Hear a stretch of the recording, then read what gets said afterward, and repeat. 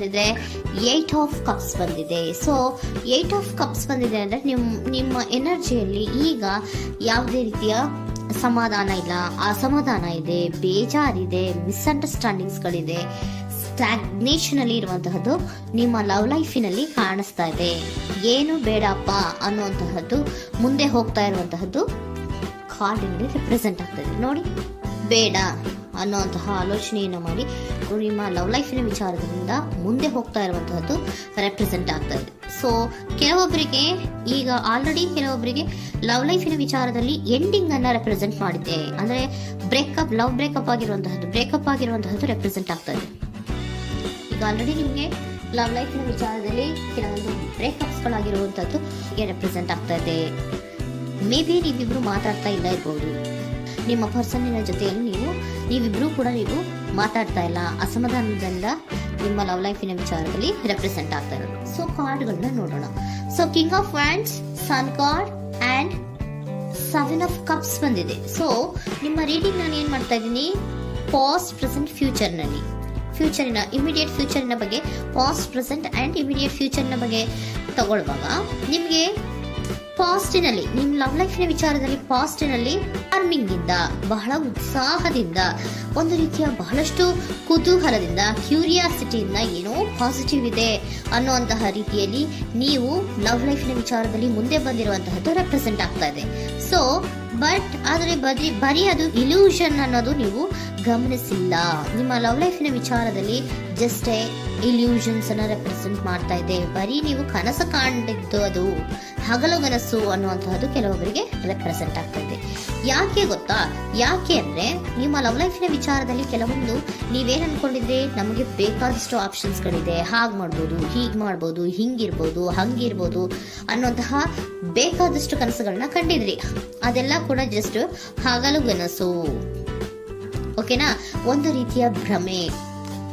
ಬಹಳಷ್ಟು ಧೈರ್ಯದಿಂದ ನೀವು ಪಾಸಿಟಿವ್ ಚೇಂಜಸ್ ಗಳಿದೆ ಅನ್ನುವಂತಹ ಆಲೋಚನೆಯನ್ನ ಮಾಡಿ ನೀವು ಫಿನಲ್ಲಿ ಮುಂದೆ ಹೋಗಿರುವಂತಹದ್ದು ರೆಪ್ರೆಸೆಂಟ್ ಆಗ್ತಾ ಇದೆ.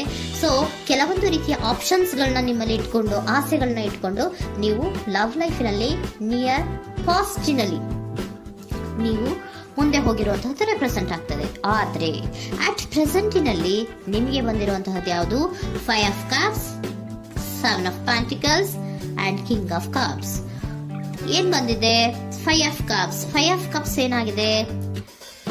ಫೇಲ್ಯೂರ್ಸ್ ಆಗಿದೆ, ಅಳ್ತಾ ಇದ್ದೀರಾ, ಸಮಾಧಾನ ಇಲ್ಲ, ಖುಷಿ ಇಲ್ಲ,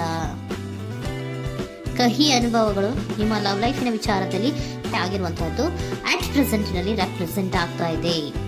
ಯಾಕೋ ನಿಮ್ಮ ಲವ್ ಲೈಫಿನ ವಿಚಾರದಲ್ಲಿ ತುಂಬಾ ಬೇಜಾರುಗಳನ್ನ ನಿಮಗೆ ರೆಪ್ರೆಸೆಂಟ್ ಆಗಿದೆ. ಸೊ ಸೆಕೆಂಡ್ ಕಾರ್ಡ್ ಅಲ್ಲೂ ಕೂಡ 7 ಆಫ್ ಪ್ಯಾಂಟಿಕಲ್ಸ್ ಬಂದಿದೆ. Period of contemplation. ನಿಮ್ಮ ಲವ್ ಲೈಫಿನ ವಿಚಾರದಲ್ಲಿ ನೀವು ಆಲೋಚನೆಯನ್ನ ಮಾಡ್ತಾ ಇರುವಂತಹದ್ದು ರೆಪ್ರೆಸೆಂಟ್ ಆಗ್ತಾ ಇದೆ. ಯಾಕಂದ್ರೆ ನಿಮ್ಮ ಲವ್ ಲೈಫಿನ ವಿಚಾರದಲ್ಲಿ ಯಾವುದೇ ರೀತಿಯ ಮುಂದುವರಿಕೆಗಳಿಲ್ಲ.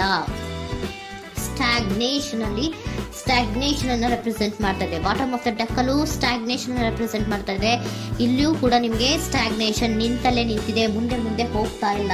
ಯಾಕೋ ಒಂದು ರೀತಿಯ ಮುಂದುವರಿಕೆಗಳು ಕಾಣ್ತಾ ಇಲ್ಲ. ನೆಕ್ಸ್ಟ್ ಕಾರ್ಡ್ ಬಂದಿರುವಂತಹದ್ದು ಯಾವುದು? ಕಿಂಗ್ ಆಫ್ ಕಪ್ ಬಂದಿದೆ. ಸೊ ಭಾವನಾತ್ಮಕವಾಗಿರುವಂತಹದ್ದು, ಯೋಚನೆಯನ್ನ ಮಾಡ್ತಾ ಇರುವಂತಹದ್ದು, ಯಾಕೆ ಹಿಂಗಾಯ್ತು ಅನ್ನೋದ್ರ ಬಗ್ಗೆ ನೀವು ಆಲೋಚನೆಯನ್ನ ಮಾಡ್ತಾ ಇರುವಂತಹದ್ದು ರೆಪ್ರೆಸೆಂಟ್ ಆಗ್ತದೆ. ನಿಯರ್ ಪಾಸ್ಟ್ ನಲ್ಲಿ ನನಗೆ ಬೇಕಾದಷ್ಟು ಆಪ್ಷನ್ಗಳಿತ್ತು, ಹಂಗ್ ಮಾಡ್ಬೋದು, ಹಿಂಗ್ ಮಾಡ್ಬೋದು, ಆಪ್ಷನ್ಸ್ ಬೇಕಾದಷ್ಟಿದೆ ನನ್ನ ಲವ್ ಲೈಫಿನಲ್ಲಿ ಅಂತ ನೀವು ಅನ್ಕೊಂಡಿದ್ರಿ. ಬಟ್ ಈಗ ನೀವು ಅನ್ಕೋತಾ ಇರೋದೇನೋ ಅಟ್ ಪ್ರೆಸೆಂಟ್ನಲ್ಲಿ ಬ್ಯಾಲೆನ್ಸ್ ಅನ್ನ ಮಾಡಬೇಕು. ಯಾಕೋ ಇಲ್ಲಿ ಅಸಮಾಧಾನಗಳಾಗ್ತಾ ಇದೆ, ಮಿಸ್ಅಂಡರ್ಸ್ಟ್ಯಾಂಡಿಂಗ್ ಗಳಾಗ್ತಾ ಇದೆ, ಮಿಸ್ಕಮ್ಯುನಿಕೇಶನ್ ಗಳಾಗ್ತಾ ಇದೆ. ಕೆಲವೊಬ್ಬರಿಗೆ ಬ್ಲಾಕ್ಗಳು ಕೂಡ ಆಗ್ತಾ ಇದೆ, ಫೋನ್ ಬ್ಲಾಕ್ಸ್ಗಳು ಕೂಡ ಆಗ್ತಾ ಇದೆ. ಯಾವುದೇ ಮೆಸೇಜ್ಗಳಿಲ್ಲ, ಫೋನು ಇಲ್ಲ. ಓಕೆನಾ? ಸೊ ಆ ರೀತಿಯ ಆಲೋಚನೆಗಳಲ್ಲಿ ಮಾಡ್ತಾ ಇರುವಂತಹದ್ದು ರೆಪ್ರೆಸೆಂಟ್ ಆಗ್ತಿದೆ. ಒಂದು ರೀತಿಯ ಬ್ಯಾಲೆನ್ಸ್ ಅನ್ನ ಮಾಡಬೇಕು. ಅಟ್ ಪ್ರೆಸೆಂಟ್ನಲ್ಲಿ ಕೆಲವೊಂದು ರೀತಿಯ ಬ್ಯಾಲೆನ್ಸ್ ಅನ್ನ ಮಾಡಬೇಕು ಅನ್ನುವಂತಹ ಆಲೋಚನೆಯನ್ನ ನೀವು ಮಾಡ್ತಾ ಇರುವಂತಹದ್ದು ರೆಪ್ರೆಸೆಂಟ್ ಆಗ್ತಾ ಇದೆ. ಸೊ ಬ್ಯಾಲೆನ್ಸ್ ಅನ್ನ ಮಾಡಬೇಕು ಅನ್ನೋದನ್ನ ನೀವು ಯೋಚನೆಯನ್ನ ಮಾಡ್ತಾ ಇದ್ದೀರಾ. ಆದ್ರೆ ನಿಮಗೆ ಯಾಕೋ ಲವ್ ಲೈಫಿನಲ್ಲಿ ಕೆಲವೊಂದು ಕಹಿ ಅನುಭವಗಳಾಗಿರುವಂತಹದ್ದು ರೆಪ್ರೆಸೆಂಟ್ ಆಗ್ತಾ ಇದೆ. ಸೊ ಇಮಿಡಿಯೇಟ್ ಫ್ಯೂಚರಿನ ಬಗ್ಗೆ ನೋಡೋದಾದ್ರೆ ಹೀಲಿಂಗ್ ಅಂಡ್ ರಿನಿವಲಿಂಗ್. ಕೆಲವೊಂದು ರೀತಿಯ ಚೇಂಜಸ್ಗಳನ್ನ ಮಾಡ್ತಾ ಇರುವಂಥದ್ದು, ಪಾಸಿಟಿವ್ ಚೇಂಜ್ ಆಗಿ ನೀವು ಬದಲಾವಣೆಗಳನ್ನ ಮಾಡ್ಕೋತಾ ಇರುವಂಥದ್ದು, ನಿಮ್ಮಲ್ಲಿ ನೀವು ಕೆಲವೊಂದು ರೀತಿಯ ಬದಲಾವಣೆಗಳನ್ನ ಮಾಡ್ಕೋತಾ ಇರುವಂಥದ್ದು ರೆಪ್ರೆಸೆಂಟ್ ಆಗ್ತಾ ಇದೆ. ಓಕೆನಾ?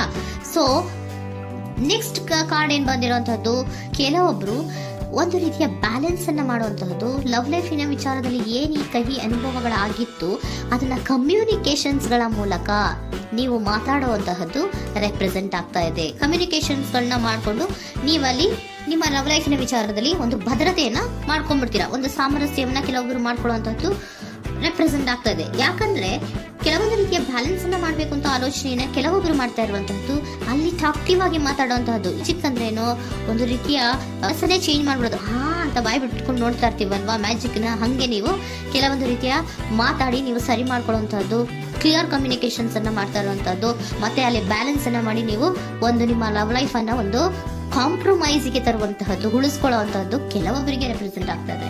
ಆದ್ರೆ ಮತ್ತೆ ಕೆಲವೊಬ್ಬರಿಗೆ ಎಂಡಿಂಗ್ ಗಳನ್ನ ರೆಪ್ರೆಸೆಂಟ್ ಮಾಡ್ತಾ ಇದೆ. ಕೆಲವೊಬ್ರು ಉಳಿಸ್ಕೊಂತೀರಾ, ಮತ್ತೆ ಕೆಲವೊಬ್ಬರಿಗೆ ಎಂಡಿಂಗ್ ಅನ್ನ ರೆಪ್ರೆಸೆಂಟ್ ಮಾಡ್ತಾ ಇದೆ.